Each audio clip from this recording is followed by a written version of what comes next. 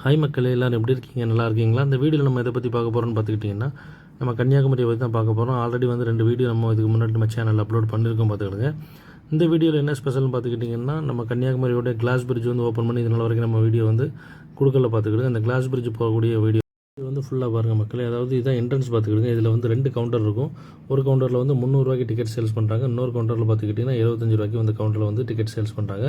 நம்ம வந்து normal ticket, அதாவது 75 ரூபா டிக்கெட் உள்ளே நம்ம வந்து உள்ளே போய்ட்டோம் பார்த்துக்கிட்டு. இதான் வந்து டிக்கெட் எடுக்கக்கூடிய இடம். இங்கே டிக்கெட் எடுத்துகிட்டு நம்ம இது வழியாக வந்து உள்ளே போயிட வேண்டியதான் பார்த்துக்கிடுங்க. அதாவது 300 ரூபாய்க்கும் 300 ரூபா டிக்கெட்டுக்கும் 75 ரூபா டிக்கெட்டுக்கும் பெரிய வித்தியாசம் ஒன்றும் இல்லை பார்த்துக்கிடுங்க. எல்லாரையுமே நார்மலாக ஒரே போட்டில் தான் கூப்பிட்டு போகிறாங்க. அதாவது பேருக்கு வந்து ஓரளவு 75 ரூபா டிக்கெட்டு 300 ரூபா டிக்கெட்டுன்னு வந்து வித்தியாசமாக வச்சுருக்குறாங்க. அதாவது அந்த 75 ரூபா டிக்கெட்டுங்கும்போது ரஷ்ஷான நேரத்தில் வந்து கூட்டங்கள் அதிகமாக இருக்கும். 300 ரூபா டிக்கெட்டுங்கிற இடத்துல வந்து பார்த்துக்கிட்டிங்கன்னா அந்த ரஷ்ஷான நேரத்தில் கூட இந்த 300 ரூபா டிக்கெட்டுக்கு வாங்கிறதுக்கு பெரிய அளவு கூட்டம் இருக்காது. ஒருவேளை அதை அந்த கான்செப்டில் அவங்க வச்சுருக்கலாம்னு நினைக்கிற பார்த்துக்கிட்டுங்க. ஒரு வழியாக நம்ம உள்ளே வந்துவிட்டோம். இந்த கப்பல் வந்து பெரிய கப்பல் ஒன்று நின்றுக்கிட்டு இருந்தது. இதில் தான் ஏற்றி எல்லாரையும் கொண்டு போவாங்கன்னு பார்த்துக்கிட்டிங்கன்னா இதில் ஏற்றி கொண்டு போகல. அது பக்கத்தில் ஒரு பெரிய போட்டு மாதிரி இருக்குது பார்த்துக்கிடுங்க. இந்த போட்டில் தான் வந்து எல்லோரும் ஏற்றி கொண்டு போகிறாங்க. அதாவது 75 ரூபாய்க்கு டிக்கெட் வாங்கின ஆட்களும் இதில் தான், 300 ரூபாய்க்கு டிக்கெட் வாங்கின ஆட்களும் எல்லாமே இதில் தான். அதனால் பெரிய வேரியேஷன் ஒன்றும் இல்லை பார்த்துக்கிடுங்க. இதில் தான் எல்லோரும் ஏற்றி கொண்டு போய் அந்த பக்கம் பிரிட்ஜை கொண்டு காட்டுறாங்க பார்த்துக்கிடுங்க. ஒரு வழியாட்டு நம்மளும் வந்து போட்டு உள்ளே ஏறிட்டோம் பார்த்துக்கிடுங்க. உள்ள கூட்டங்கள் நிறையவே இருந்தது. அதாவது கிட்டத்தட்ட ஒரு 100 to 150 ஆட்களை வந்து ஏற்றி போகக்கூடிய கெப்பாசிட்டி உள்ள போட்டு தான் பார்த்துக்கிடுங்க. போட்டு நல்லா பெருசாகவே இருந்தது. இதுக்கு முன்னாடி நம்ம சின்ன வயசில், அதாவது ஒரு 20 வருஷத்துக்கும் 25 வருஷத்துக்கு முன்னாடி நம்ம அப்பா அம்மா கூட வந்திருக்கோம் பார்த்துக்கிடுங்க. அப்போம்லாம் அந்த கிளாஸ் பிரிட்ஜ் எதுவுமே கிடையாது. சும்மா அந்த விவேகானந்தர் பாறை, அதாவது திருவள்ளுவர் சிலை, இதை மட்டும் தான் பார்த்துட்டு வர முடியும் பார்த்துக்கிடுங்க. பட் இப்போ நல்லா சேஞ்சஸ் பண்ணியிருக்காங்க. நம்ம இது ஓப்பன் பண்ணி இது வரைக்கும் நம்ம போகலை. இன்றைக்கி தான் சான்ஸ் கிடச்சிது.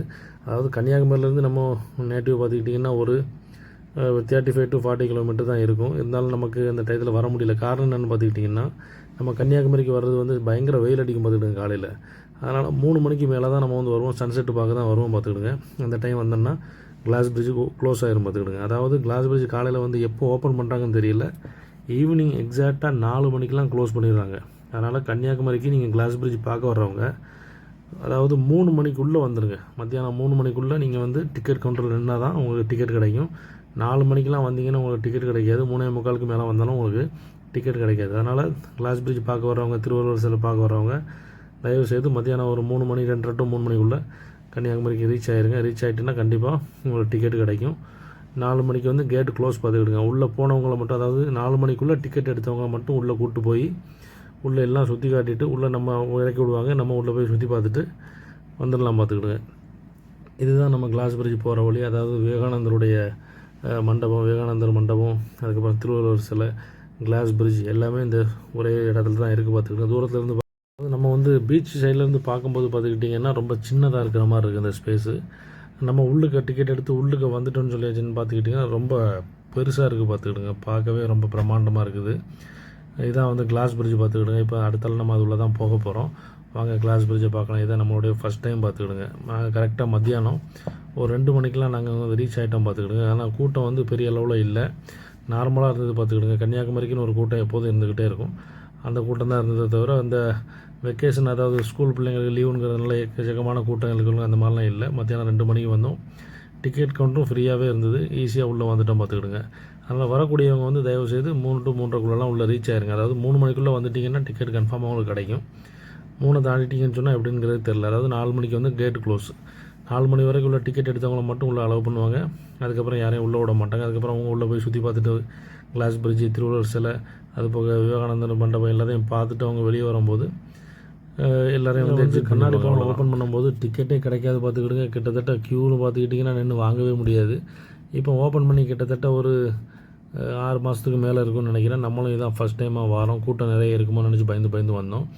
பட் கூட்டம்லாம் அந்தளவுக்கு இல்லை, நார்மலாக தான் இருந்தது பார்த்துக்கிடுங்க. எந்த பிரச்சனையும் இல்லை. அதனால் வந்து டிக்கெட்டு உங்களுக்கு 75 ரூபா டிக்கெட்டு உங்களுக்கு எடுத்து நீங்கள் உள்ளே வரணும்னு சொல்லியாச்சுன்னா கண்டிப்பாக நீங்கள் 3 மணிக்கு முன்னாடி வந்துட்டிங்கன்னா கூட்டம் இல்லைன்னா நீங்கள் டைரெக்டாக போய் டிக்கெட் எடுத்துகிட்டு உள்ளே வந்துடலாம் பார்த்துக்கிட்டேன். கிளாஸ் பிரிட்ஜ் வந்து ரொம்ப அருமையாக இருந்தது. கிட்டத்தட்ட ஒரு அரை மணி நேரமாக கிளாஸ் பிரிட்ஜில் நடந்து அங்கே இங்கேயும் போய் வீடியோ எல்லாம் எடுத்தாச்சு பார்த்துக்கிடுங்க. ரொம்ப அருமையாக பண்ணியிருந்தாங்க. கூட்டமும் நார்மலான கூட்டம் தான் இருந்தது. ரொம்ப ஹெவியான கூட்டங்கள்லாம் இல்லை பார்த்துக்கிடுங்க. நான் கூட்டங்கள் அதிகமாக இருக்குமோ நினச்சிட்டு தான் வந்தோம். இருந்தாலும் பரவாயில்லை. ஏன்னா ஸ்கூல் இன்னும் ரீஓப்பன் ஆகலாங்கிறதுனால கூட்டங்கள் எக்கச்சக்கமாக வரும்னு நினச்சிட்டு வந்தோம். இருந்தாலும் நார்மலாக தான் இருந்தது பார்த்துக்கிடுங்க. நல்ல வீடியோலாம் எடுத்தாச்சு. நம்ம அதுக்கு மேலே தான் இப்போ நின்றுக்கிட்டு இருக்கோம். கீழே வந்து அந்த அலைகள் போகிறதெல்லாம் உங்களுக்கு பார்க்க முடியும்னு நினைக்கிறேன். கிளாஸ் பிரிட்ஜுங்கும் போது நம்ம சின்னதாக இருக்கும், ரொம்ப தூரம் இருக்காதுன்னு பார்த்தோம். ஆனால் கிளாஸ் பிரிட்ஜ் அதாவது ரொம்ப லென்த்தாகவே போட்டிருக்காங்க பார்த்துக்கிடுங்க.